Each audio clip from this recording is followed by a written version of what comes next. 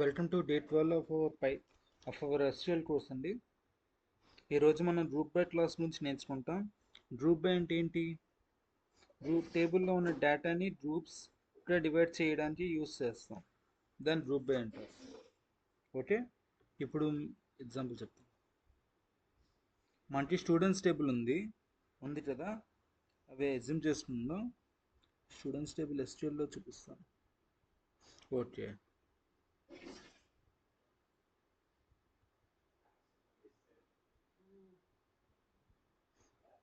Actually ఇది ముందుది. So select all from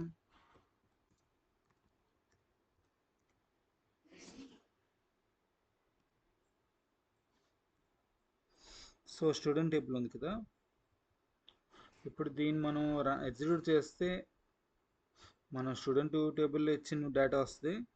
Ram Vizag, Ravi Vizag, స్నేహ హైదరాబాదు, ఇలా త్రీ కాలమ్స్ ఇచ్చాము. అండ్ మార్క్స్ కూడా ఇచ్చింటుంది 80, 70, 90. ఇది డేటా అండి. ఇప్పుడు మనం సిటీ వైజ్ యావరేజ్ మార్క్స్ కావాలి అంటే చూడండి ఎలా చేస్తాం.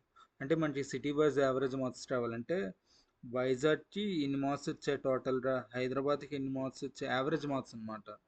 నేను చెప్తాను, టోటల్ మార్క్స్ కాదు, యావరేజ్ మార్క్స్. సో ఇప్పుడు దీన్ని ఎలా చేస్తాం? సెలెక్ట్,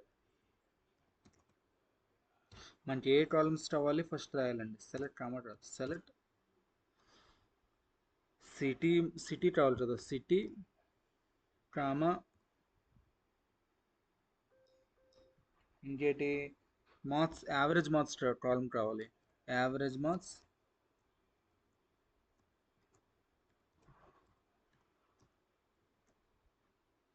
ఓకే, ఇలా వచ్చింది కదా.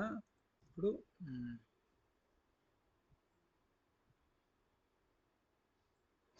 దీని యావరేజ్ మార్క్స్కి మనం స్టేట్మెంట్ ఏదైనా రాసుకోవచ్చండి. లైక్ యావరేజ్ మార్క్స్ అంటే మళ్ళీ కాలం ఎంటీ అని చూపిస్తుంది, ఎందుకంటే మనం దీని నేమ్స్ ఏమి ఇవ్వలేదు.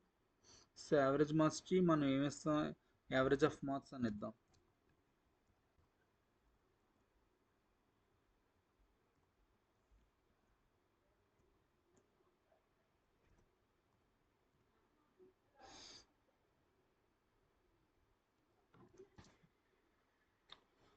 సో సరిపోయిందండి, సరిపోయింది కదా.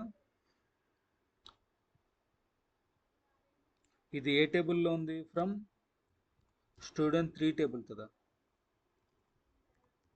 స్టూడెంట్ 3. ఓకే,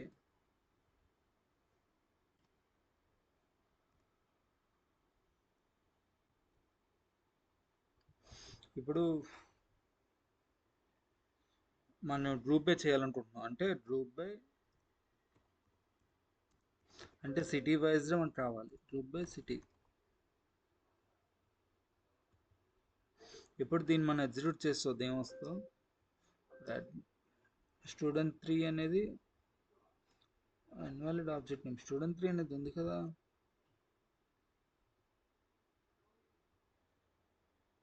స్టూడెంట్ 3 టేబుల్ లేదండి, స్టూడెంట్ 2 టేబులే.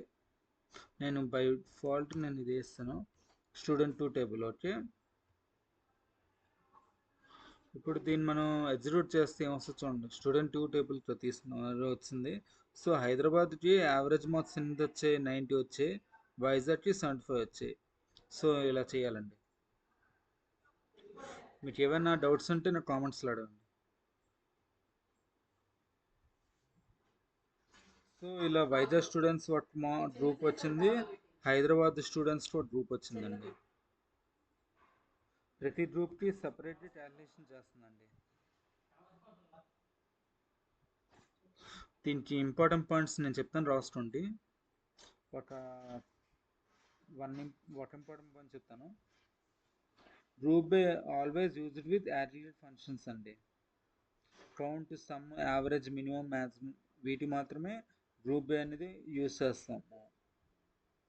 సెలెక్ట్లో ఉన్న కాలమ్స్ అంటే గ్రూప్ బైలో కూడా ఉండాలి. సెలెక్ట్లో ఉన్న కాలమ్స్ గ్రూప్ బైలో కూడా ఉండాలండి.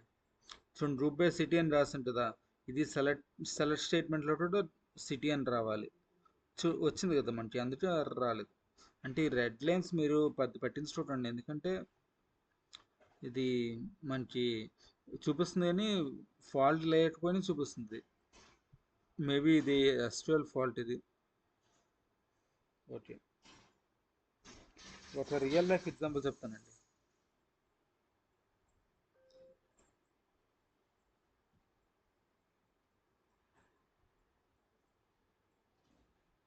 Tea okay,